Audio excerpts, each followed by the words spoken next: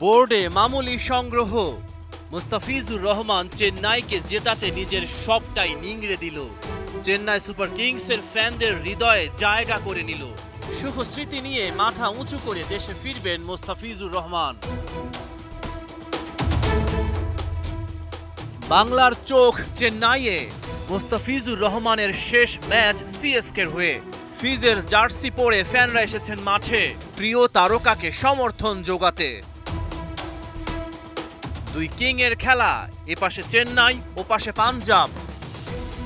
Toss জিতে পাঞ্জাব বোলিংয়ে, Chennai super Kings বোর্ডে একটা বড় স্কোর গড়ার মিশনে। পাওয়ার প্লেতে কোনো উইকেট হারায়নি চেন্নাই। আজিঙ্কা রাহানে আর ঋতুরাজ গায়কোয়াড়ের লড়াই। ৬৪ রানে সিএসকের উদ্বোধনী জুটি ভাঙে। হরপ্রীত ব্রারের বলে আউট আজিঙ্কা রাহানে। পরের বলে আবারও চেন্নাইয়ের ধাক্কা। রানের খাতা না খুলে শিভম দুবের ফেরা। পাল্টা আক্রমণ শানাতে পারেননি রবীন্দ্র জাদেজা। ৭০ রানে ৩ উইকেট হারিয়ে চাপে স্বাগতিকেরা।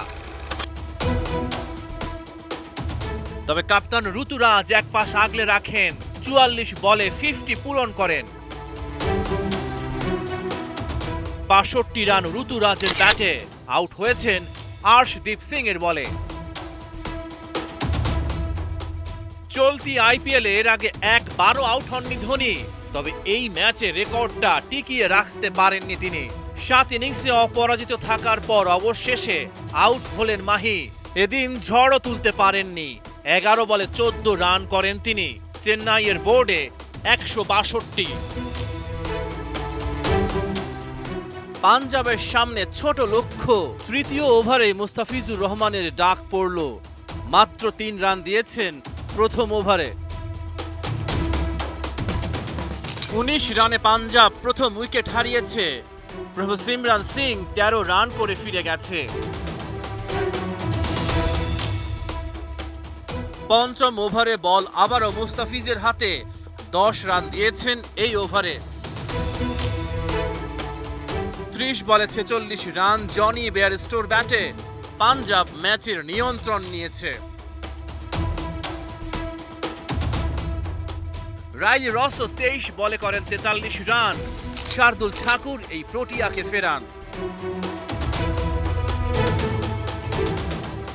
১৫তম ওভারে মুস্তাফিজুর রহমান আবারও আক্রমণে।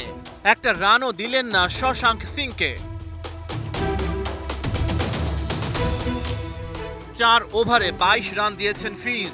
শেষ ম্যাচে কোনো উইকেট নিতে পারলেন না কাটার মাস্টার। আসরে মোট ১৪ উইকেট করেছেন শিকার।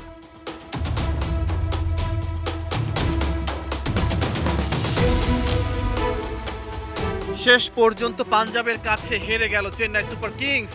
সাথে শেষ হলো চলতি আইপিএলে মুস্তাফিজের গৌরবময় অভিযান।